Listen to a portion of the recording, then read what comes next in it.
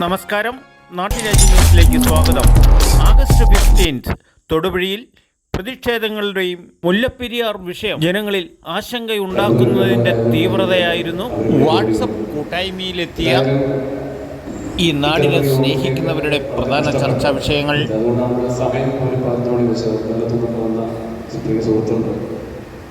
നിങ്ങളെല്ലാവരെയും ഒറ്റ വാക്കിൽ സ്വാഗതം ചെയ്യുകയാണ്. ഒരിക്കലും പേരിൽ ഉണ്ടെങ്കിൽ നമ്മൾ വിജയിച്ചു എന്ന് തന്നെയാണ്.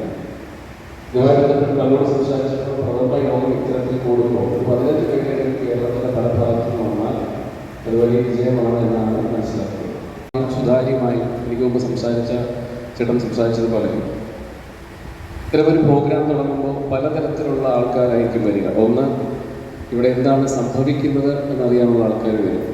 പൊളിച്ച് എന്ന് കരുതുന്നവരും ഇത്തരം യോഗങ്ങളിലേക്ക് കടന്നു വരും. മറ്റു പല ഇൻറ്റൻഷൻസ് ഉള്ളവർ വരും. സാമ്പത്തിക ലാഭം, രാഷ്ട്രീയ ലാഭം, വ്യക്തിപരമായ നേട്ടം, ഇതൊക്കെ ഇത്തരം ഒരു പ്രഥമ യോഗത്തിലേക്ക് വിളിക്കുമ്പോൾ അവിടേക്ക് വരുന്ന ചിലരുടെയെങ്കിലും മനസ്സിലുണ്ടാകും എന്നാണ് ഞാൻ കരുതുന്നത്. അതിൻ്റെ കാരണമെന്ന് പറയുന്നത് ഞാൻ സൂചിപ്പിച്ചതുപോലെ ഇതിൽ ഉദ്ദേശ ലക്ഷ്യങ്ങൾ പലതാകുമ്പോൾ ഉദ്ദേശിക്കുന്ന ജനവും രാഷ്ട്രീയവും രണ്ടിനാണ്. കക്ഷി രാഷ്ട്രീയം മറ്റൊന്നാണ്. അവിടെ നേതാവ് എന്ന് പറയുന്നത് അതുപോലെ പറയാൻ ബാധ്യതപ്പെട്ടവരാണ് കക്ഷി രാഷ്ട്രീയത്തിൽ പൂർണ്ണമായും വിശ്വസിക്കുന്നത്.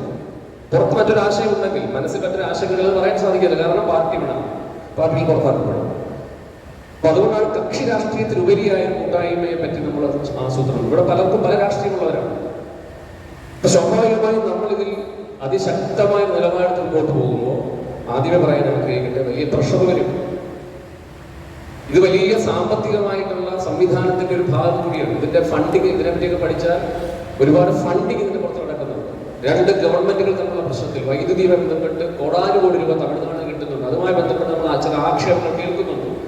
അപ്പൊ ഇതിൽ അടിയുറച്ചു നിൽക്കാൻ ആഗ്രഹിക്കുന്നവർ ആദ്യം തീരുമാനിക്കേണ്ടത് ഇവിടെ സൂചിപ്പിച്ചതുപോലെ അതിശക്തമായ നിലപാടുകളുമായി സംഘടനകളെ മുമ്പോട്ട് പോകുമ്പോൾ വരുന്ന സമ്മർദ്ദങ്ങളെ അതിജീവിക്കാനുള്ള ശേഷി ഉണ്ടോ എന്നുള്ളത് ആദ്യം വ്യക്തമാണ്. സമ്മർദ്ദത്തെ അതിജീവിക്കാൻ സാധ്യമാകുന്ന ഇച്ഛാശക്തി കൂടിയിരുന്നുണ്ടോ എന്ന് ആലോചിക്കണം. വളരെ പ്രൊഫഷണലായ സമീപനം നമുക്ക് ഇതിലെടുക്കണം. അതിനെപ്പറ്റി ശരണ്യ കൃത്യമായിട്ട് അതിൻ്റെ ഒരു സ്റ്റഡി എങ്ങനെയാണ് നമ്മൾ മുമ്പോട്ട് പോകാൻ ആഗ്രഹിക്കുന്നത് പ്രസന്റ് ചെയ്യും. അതുകൊണ്ട് ഈ വാർത്ത വരുന്നവരെ ആയുസ് മാത്രമേ നമുക്കറിയാം. ഞാനിപ്പം തിരിഞ്ഞൊന്ന് നോക്കിയാൽ ആമയിഴഞ്ചാൻ തോടിൽ ജോയി മരിക്കുന്ന സമയം മുതൽ വാർത്തകൾ നോക്കിയാൽ ആ ജോയിയുടെ വാർത്തയ്ക്ക് ആസിഫ് അലിയുടെ വാർത്ത വരെ ആയുസ് ഉണ്ടായിരുന്നു. ശരിയില്ല, ജോയിക്ക് വേണ്ടി നമ്മൾ സോഷ്യൽ മീഡിയയിൽ സംസാരിച്ചു വരുമ്പോഴാണ് പെട്ടെന്ന് പൊടുന്നനെ ആസിഫ് അലി വരുന്നത്. അപ്പൊ എല്ലാവരും ആസിഫ് അലിയുടെ പറയുന്നത്. ഇതിനിടയ്ക്കൊരു വാർത്ത വന്നു, ജോയിയുടെ വാർത്ത മങ്ങിയത് ലിഫ്റ്റിൽ രാജേന്ദ്രനെ കുടുങ്ങിയപ്പോഴാണ്. രാജേന്ദ്രന്റെ വാർത്ത കത്തിക്കാൻ പറ്റിയില്ല, അതിന് മുമ്പ് ആസിഫ് അലി. അത് പക്ഷേ നമ്മുടെ സംഘടന ഇവിടെ തുടങ്ങുന്ന ഈ കൂട്ടായ്മ ഇടത്തുകൊണ്ട് തന്നെ തീരുമെന്ന് ഞാൻ വിശ്വസിക്കുന്നു. പക്ഷേ ഈ ആശങ്ക അതല്ല. ഇത് എനിക്ക് വേണ്ടി ഇവിടെ ഞാൻ സൂചിപ്പിച്ചതുപോലെ ഇവിടെ വന്നിരിക്കുന്നത് ഭൂരിഭാഗം 50-55 വയസ്സ് കഴിഞ്ഞവരാണ്. ചെറുപ്പക്കാർ വളരെ കുറവാണ്.